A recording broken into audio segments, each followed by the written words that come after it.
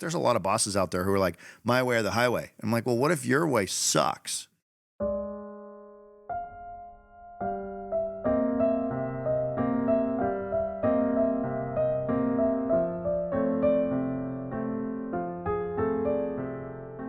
Hey everybody, welcome to part 2 of the Jeff Heilman project, where we asked you last week whether you were a ham and eggs or a greens and regulation type person. And I want to really set the stage as to why we're having this conversation. We're having this conversation because here on the Jeff Heilman project, we are not interested in any way encouraging you to become somebody you're not. And a big part of the people A big aspect of our viewers and our listeners are currently in corporate America, and they're not, they're happy. They don't need to go become entrepreneurs and quit everything Gary Vaynerchuk. and go be in their own business, but they need to be able to understand the skills and the tactics as to how to survive in corporate America. And a big part of how to survive in corporate America is understanding what lane you are in. And if you have not listened to the previous episode, the lanes that we're talking about are ham and eggs and greens and fairway type players in the golf world. And we have learned, and we've come over your career, Jeff, to understand that you are a big hitter. You are a ham and egg player in life, on the course and off the course.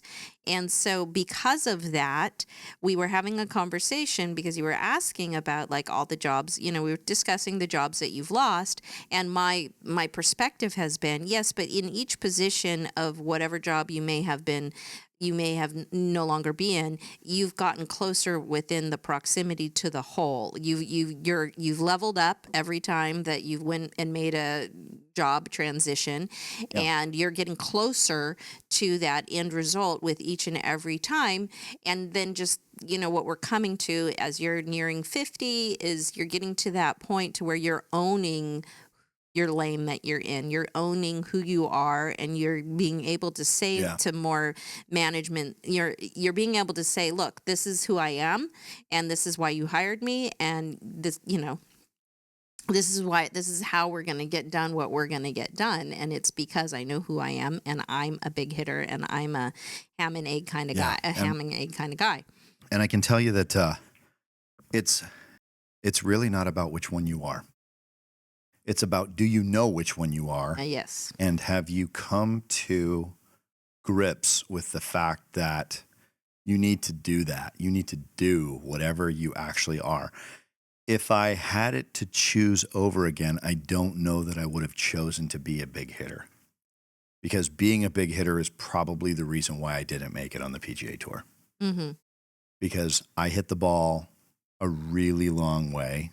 I like hitting the ball. I get off on hitting the ball past everybody else in my group every single time. I'm capable of doing it, and I can go out and hit it past kids in their 20s who played D1 college golf on TV, and I can put it past them. But that is not the KPI for professional golf. The KPI for professional golf is strokes gained and overall score relative to the field on any given day. And so as much as but if I wasn't a big hitter, I don't know that I would like golf as much as I do, because it is a function, as we saw in the last episode, according to Dick Coop, who was a PGA Tour shrink, being a big hitter is more of a function of personality than it is physical prowess. So can you use in the analogies, in the metaphor that we're talking about, or whatever, whatever you want to call it, what would be an example of... By the way, I know there's somebody out there who's like, yes, I knew I was a big hitter, even though I'm only 5'6". You absolutely can be a 5'6" big hitter. Mm-hmm. All you have to do is look at somebody like Ricky Fowler, or even a better example who's more mainstream. I think Ricky Fowler's probably the best, one of the best, but Rory McIlroy. Rory McIlroy is a tiny dude. Yeah. And he hits it past everybody in the world. And drives it straighter, longer, hits it harder. I mean, I sit there and I've watched him play, and I've seen him obviously for years on TV. He absolutely demolishes tee shots that are 20 and 30 yards past the second longest player in the field that day, and he puts it past them. It's just ridiculous. And he's still, what, 5'8"? Yeah. 5'7", 5'8". So this is what we're talking about here. It's understanding what kind of personality type you are. Are you a ham and egg guy who's willing to put up with hitting 4 or 5 or 6 fairways instead of 14, and somebody who's willing to hit, 8 grain? It's pretty tough. If you're hitting 6 greens in regulation, you're probably not going to make it on tour. But if you're hitting 10 greens in regulation instead of 17 or 18, but your short game is really good and you're okay saying, hey, I'm going to have to scramble. I wonder if that's where you get the ham and egg, but the term scrambling is you miss the green on your approach shot, so you got to get up and down for par. That's called scrambling. I wonder that must be where they get the whole idea of a ham and egg guy. If you're okay doing that, and you have to have a scrambling percentage of 100% in order to make 3 birdie putts out of 8 or 3 birdie putts out of 10, in order for you to get a 69 on the scorecard and actually be in contention to move in and make the cut, if you're okay with that, fine. One of the best ham and egg guys I've ever seen is Seve Ballesteros. That guy would play. He'd miss every fairway and come down. He'd come down the home stretch of the back 9. He'd miss every fairway, and he'd shoot 2 under for the. I mean, it's just impossible statistics. But he was very comfortable with short game. He grew up playing with 1 golf ball and a 3-iron on a sandy beach on the coast of Spain, and that was his thing. He was the ham and egg guy of all time. Oh my gosh, my mind was just blown. And part of the people are listening, like, this is just Jeff and I, like, having a conversation. I like, wish welcome I could tell you we were professionals. I know. I think that we should we should just take a microphone in the car with us, because this is literally how we talk. This is what we do all day, every day. But for I'm the last seriously 30 just years. had my mind blown, because we've been talking, offline conversations, and we'll set it up for another podcast, is the power of community. Part 3, Andrew. Right? Are you ready to record? the power and the this gravitas of, like, being involved in a community. Think about every time that there's a it's called scramble. When you brought up scramble, when you have one of those when you're having a competition and you get 5 guys together. That's another term for golf. A type of tournament play, right? Which says let's say you have. But 10 I'm just thinking, foursomes. everybody wants at least one ham and eggs guy. You got to have one guy. You do. You need a ham and eggs guy in the scramble. You need somebody that mashes the ball. Because the odds are that one guy is going to get you closer to the hole. That's right. And the rest of the guys that can do green and reg, they can get up and down from you. And so the they're going guys, to have the you green be the and red anchor guys, guy. the green and red guys can get it on the green. Even they can easily get it on the green with close proximity to the hole and try to get you a birdie putt. So I guess if you got a ham and egg guy who can mash it off the tee. I guess That's my right. little. And if you don't play golf, what I just said to you makes absolutely no sense. You're sitting there thinking, what are we doing here? We're on a podcast. Is it breakfast time? I didn't make it to the gym today. I guess Work's almost out. My brain, Jessica's about to pee. my blown up brain emoji face is coming from the recognition that ham and egg guys rarely can survive on their own. That's right. But when you put into a situation to where a community has to win, they're the deal maker. they are the ones that will take your team to success every time. 150%, which is so funny because I can't go into details of it, but I was in the process of going through some very detailed discussions in very calm voices with a client recently who basically felt that they needed to nudge the project that I'm working on in a certain direction. And I basically said, are you 100% certain that you're aware of what it will cost your organization for us to continue to nudge this project? And effectively, the answer was no and don't care, right? And so I'm there to do a job, and I'm nudging this project in a certain direction that I think is what's best for the client. That's what I feel like they're paying me to do, and I have to kind of do a little bit of a song and dance tightrope walk between what the customer thinks they want and what they actually need, and what they're contracting me to deliver. Because ultimately, if I go down the path 100% of what they're saying the client says that they want, they are not going to meet the objectives to the best of their ability. And I know that, and other folks on my team know that, and my advisors that help me from the outside know that. But at the same time, there's political battles because people think they're right. People don't go around saying, I must be wrong, I must be wrong, I must be wrong. They're saying, I know I'm right. I know there's evidence for it. I'm sure I can find it. Hold on. I know I put my car keys around here somewhere. And they have trouble finding the evidence to prove that they're right, but they don't care because they know they're right. And so we're all human beings at the end of the day, and we have to be respectful of we don't have to. We get to be respectful of other people and their points of view on things. But part of being a big hitter for me, which again is not exactly the ideal personality type, but part of that is that I need people around me who are fairways and greens players that can keep spreadsheets and file expenses on time and show up to meetings on time and book airplane tickets to the right city. I mean, I'm so much of a ham and egg guy that I've actually played professional tournaments. I mean, one of the best 4-iron shots I ever hit in my life was in Reno, trying to qualify for the tournament out there. They've changed names, the Barracuda, I think it is. But I hit literally absolutely nutted a 4-iron about 230 into the wind. Nice little high rise, soft little 3-yard left to right fade. And it ended up 6 feet away from the hole on the wrong green. Hole's over there, dude. What are you doing over here? Honest mistake. This is why I don't play sports at all, Yeah. because I know Not that good. I would get the ball That's not and good. I'd be running toward the basket and everybody would be out of my way and I'd be like, this Yeah, is great. well, I did that too. I actually made a basket for the wrong team when I was in 7th grade, thanks to my stepdad, Rick, who was coaching the team at the time, for not killing me. I literally scored a basket in the wrong goal. So Yeah, welcome. sometimes I don't have the controls in place naturally for myself to be able to keep from hitting it to the wrong green, keep from putting it in the wrong basket.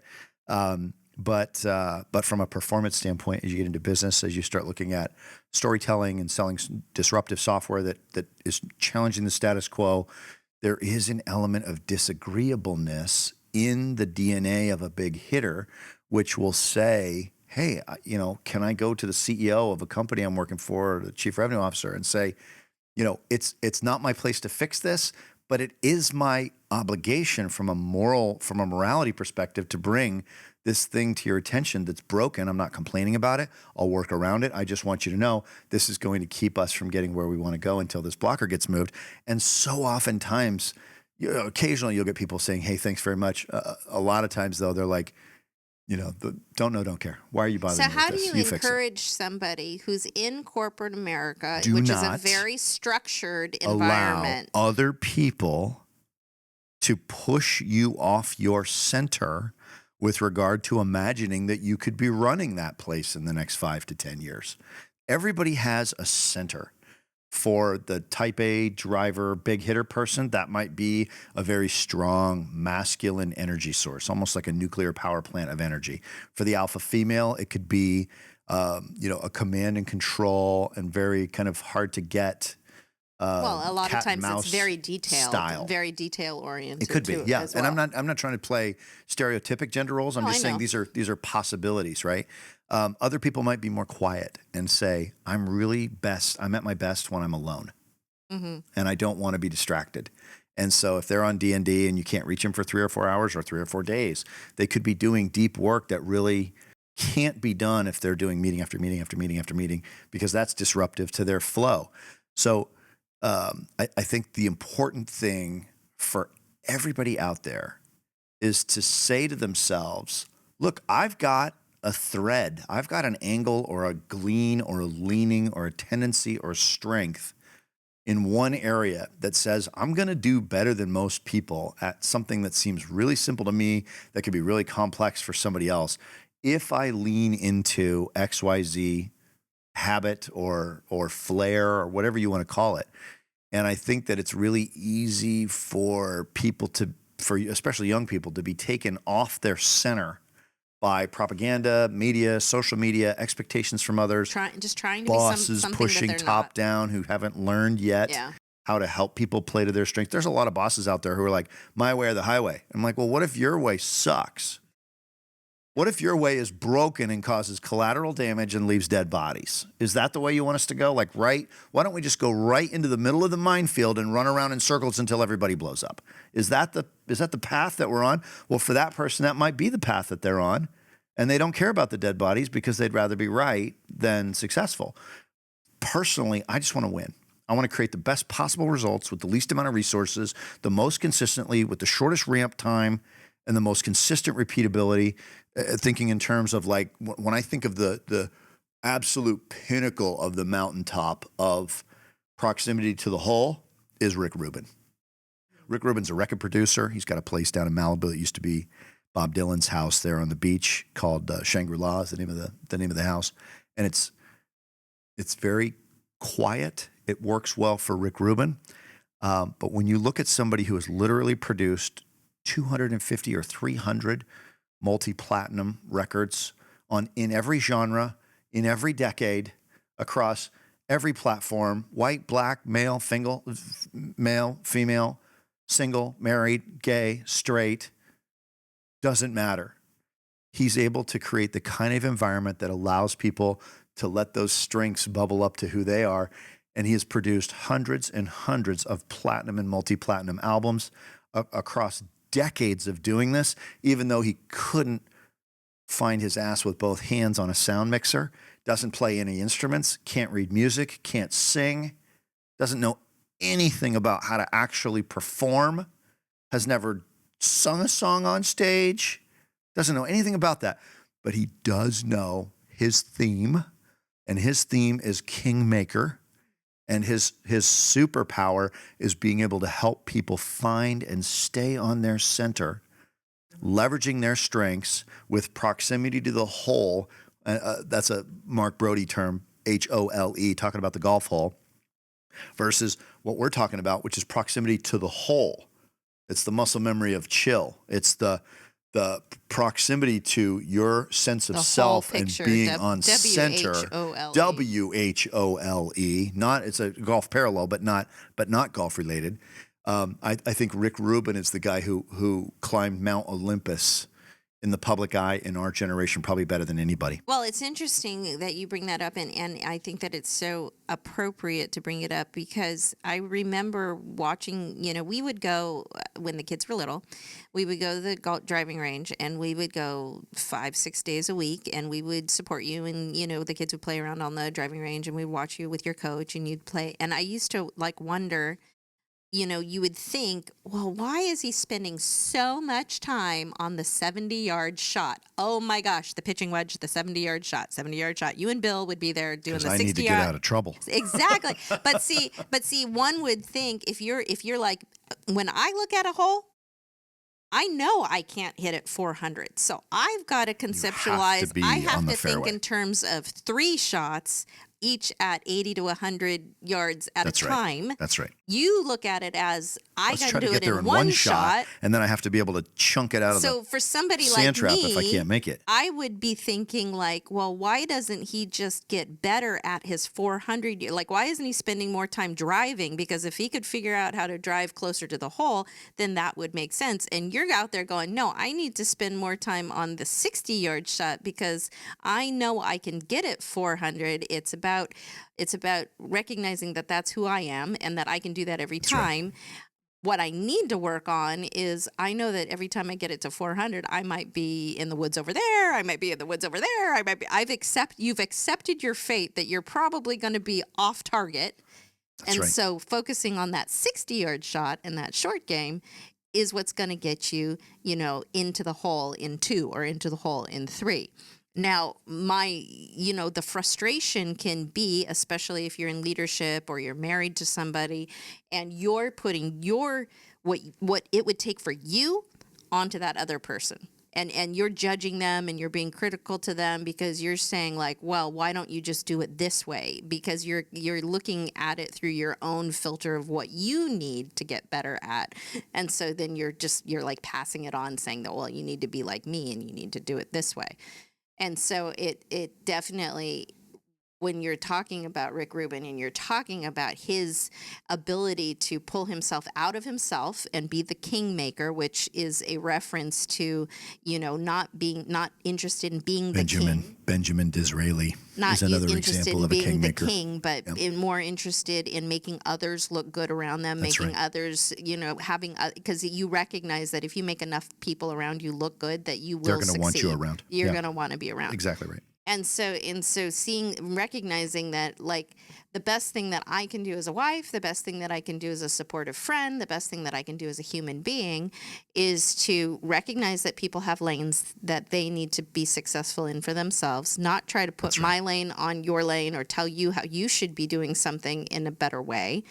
And stepping out and just saying, you know what, I'm here for you, whatever you need, like let's get you the proximity to the hole. Let's encourage you and recognize that you're getting closer to every shot that you do is counting. Everything that you do counts. Every job that you've ever had and lost counted. That's right. Every job that you've ever taken and then, changed because you decided to go in a different direction has counted. You're getting closer to that end with every position that you take and accelerating and moving forward and knowing who you are and that it matters and that it counts and that you're in your own lane and that's that at the end of the day that's what's the best for everybody. I want to paint a picture for people before we drop on this, that when you actually get it, when you actually connect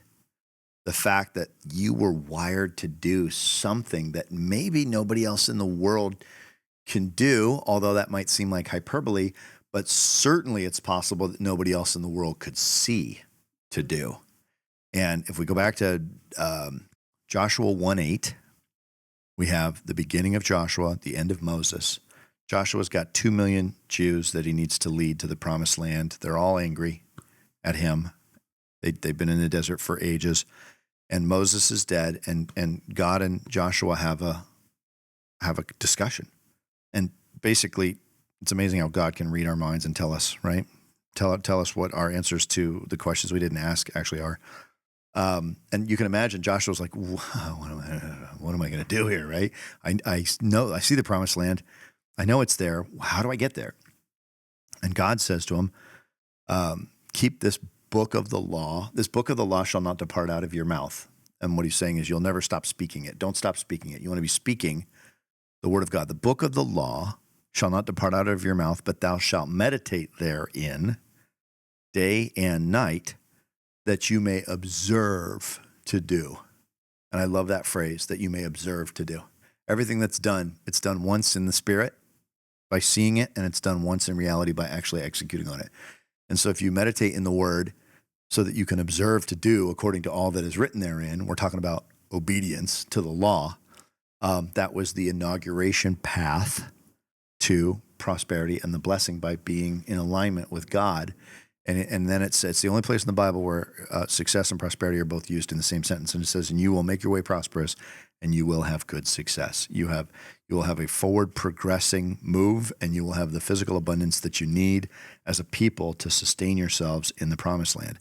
And so what I would ask you all to consider, regardless of your faith, we're not here to sell faith on this podcast, but we are here to sell world class to our audience, to say there is a standard out there that can be maintained. I think it's worth fighting and achieving for. World class is an effort-based standard. It is not always a results-based standard. I focus on the leading indicators, not the trailing indicators.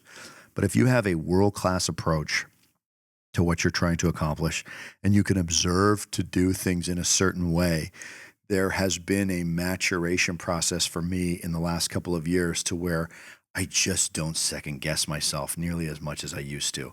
I'm willing to make quicker decisions based on gut reactions filtered by data, because we want to be able to answer the question, how do I know I'm not wrong? We use data for that. But if I have a gut reaction that creates the inspiration, and I don't have any data that suggests that I'm doing something wrong, boom, Do It Now is inaugurated, and we're able to collapse timeframes and execute on things. And as I have really started to live up to Frank Sinatra's song, Do It My Way, right? As I've really started to do it my own way, I've received tremendous serendipitous occasions and events. I've met amazing people around the world. I've had opportunities to do really powerful and exciting work that I wouldn't necessarily have thought I could do or was capable of doing. And now I'm getting better and better at just listening to that still small voice and executing on what it says to do with a lot less reservation. And I think that I like myself better as a person. I don't want to get too touchy-feely with you, men folk out there, but I like who I am. I like the twist of a phrase or the way that I would say or write or communicate something. The blog posts that I'm doing or the LinkedIn and Twitter posts are now getting tens of thousands of impressions, some of them. And it's all stuff that I've thought, but I just didn't really think it was very interesting to anybody else until I started turning back around and finding that center spot to where I was like, you know what? It's really my relationship with social media is really my relationship with myself. It's a mirror and a reflection of my relationship to myself, my relationship to the subconscious mind, and all of our training from decades of reading and studying and doubling down. And instead of watching TV, we're reading books. And instead of watching TV, we're out talking to people. Instead of watching TV, I'm hitting golf balls at the range. Instead of watching TV, I'm doing anything that I could try to be a little bit more productive and figure out how to get more scale and more growth. And all of a sudden, like after 30 years of doing that, it's really compounding to a nice, relaxed posture that says, you know, I'm not guessing about who I am anymore. I'm not guessing as to what I think is important or what I want to do. I know what I want to do with my remaining years in my life. And I like the person who is authentically aligned to that center, who doesn't move off that center very often anymore. Certainly not because people are pushing on me or, you know, acting like a chimpanzee or something. Like that doesn't even move me anymore. And you can really start doubling down on the kind of creative work that makes you a self-actualized adult, consistent with what Maslow's hierarchy of needs suggests is the highest status in life. Well, it doesn't take religion to prove that we are all unique individuals. Science can prove based on fingerprints and DNA and whatever, you know, genealogical thing that you take, that each and every single one of us, there are no two human beings that are alike. And so being able to recognize that in addition to having a fleshly difference between all of us, there's a spiritual difference. Everybody has a personality, and each of those personalities are unique and individual. And so, you know, in our efforts to bring the humanities to corporate America, to bring the humanities to this earth, and the awareness of the humanities, those humanities are taking individual humans and helping encourage us to work together and to be able to say, you know, I have a disdain for for single people who are not in relationships yet, who are looking for, who see themselves as being half people, and they feel like they have to go get another half person in order to complete me. And that Jerry Maguire line is so frustrating to me. It's like, you complete me. I don't want somebody to complete me. I think that when we can successfully be whole, I don't want to have to complete you either. I'd rather have you be whole. When we can successfully be a whole human being and recognize that it's proximity to the whole human being, and have two whole human beings, then you will have a power couple. That's right. And that's what we're looking at is can we build strong, powerful communities with groups whole people that recognize who they are spiritually, who they are physically, who they are in relation to being a big hitter or a consistent hitter. If you're a numbers guy, be the best damn numbers guy that you can be. If you're a vision guy, be the best vision guy that you can be. If you're a reader, be the best reader that you can be. And if everybody does that, you're going to hear that over and over and over. And there's people out there right now who are hearing. I'm sorry to cut you off, but this is really important. This is a really important point. You're going to hear, just be yourself, right? You're going to hear that over and over, and it's so trite, which is why I don't say that stuff. I would shift it from saying just be yourself, which is so trite that it doesn't register 99% of the time, to where I would say, rather than say, don't be, like, try to be yourself, I would say, try to be cognizant of when you find yourself trying to be like somebody else.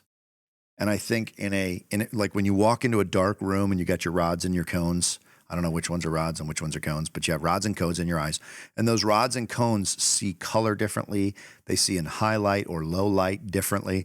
When you walk into a room and it's pitch black, sometimes it's difficult to look straight at an object and see it when the light's out. But if you turn to the side, you'll see it out of the peripheral.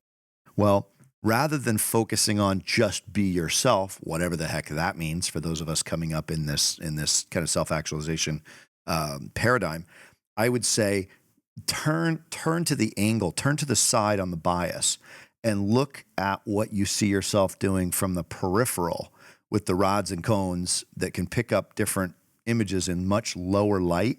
And I would just say, try to be cognizant of the times when you feel like you're expressing yourself in a way that's not authentic, in a way that you thought sounded cool, but it was really something somebody else said. And I would say from a peripheral, notice what those areas are, and then use that triangulation of the peripheral of things that might seem slightly inauthentic to keep trying to find your center and stay on that center. And you'll get better at it. You'll be able to hold the line better. You'll be able to withstand more pressure from the world that says you can't be on center unless you buy my product. You can't be on center unless you look a certain way. You can't be on center unless you like a certain type of music or a certain vape or whatever. All of that pressure in the world is actually really helpful for somebody who is trying to look in the periphery and see where is it where I might have cracks in the armor or where I might not really be authentic. Because ultimately, once you're able to find your center, Napoleon Hill talks about it as your other self. It's parity between your subconscious mind that's saying you're meant for something great. There's a great idea here. And your conscious mind that says, I'm aligned with my purpose, I'm at peace, and I don't need to have results right away in order to be comfortable knowing that I'm on the right path for the future. I don't know where this stuff is coming from, folks, right now. I just know it's my inner voice bringing it. It's pretty good. I got to say, this is some of the best stuff that we've talked about. From my opinion. And if you disagree, that's okay. Put that in the comments as well. Right. I'd rather have you talking about something you believe in, even if you don't believe in what I'm saying. But I believe in what I'm saying, and I can tell you that as we get better at finding our center, our peace of mind starts to get stronger, our comfort level gets stronger, our ability to embrace physical fitness and self-care gets much easier because it's like, hey, I'm doing something important. I'm aligned to that purpose, and I need to lift. I need to go to the gym to be able to accomplish that purpose. Now you're working out 3 days a week, where before you were sitting on the couch. And if I could add to that from maybe a layman's point of view, there's a lame man who needs healing, and he goes to Jesus, and he wants healing, and Jesus says, "Will you be made whole?" Like, it's a question. Like, are you going to be made whole? And he goes, yes. And so he goes, well, your faith has made you whole. Your faith has made you whole. Yeah. I would say, don't be yourself, be your whole self. Be your whole self. I would agree. And so whatever that picture is that you have of what your whole self looks like, anything that tries to get you off of that picture of what your whole self looks like, that's when we need to be cautious. That's right.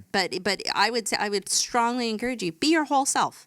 Don't be yourself. Mark Broadie, be your whole self. As we started this at the beginning of episode 1, Mark Broadie came up with the term proximity to the whole, at least in a statistician's written format. And so I think the takeaway for our stories that we've shared with you over the last 2 episodes is to start asking yourself, what is my proximity to my whole self, WHOLE? What is my proximity to the whole? And having your KPI, your key performance indicator for the humanities, for your ability to produce art and music and food in order to have a great life, in order to be whole and happy as a person, is this concept of being on center, on point, on center, on purpose, on mission, consistent with your own inner voice. Raj, I don't remember his last name, but he wrote a book called An Audience of One, right?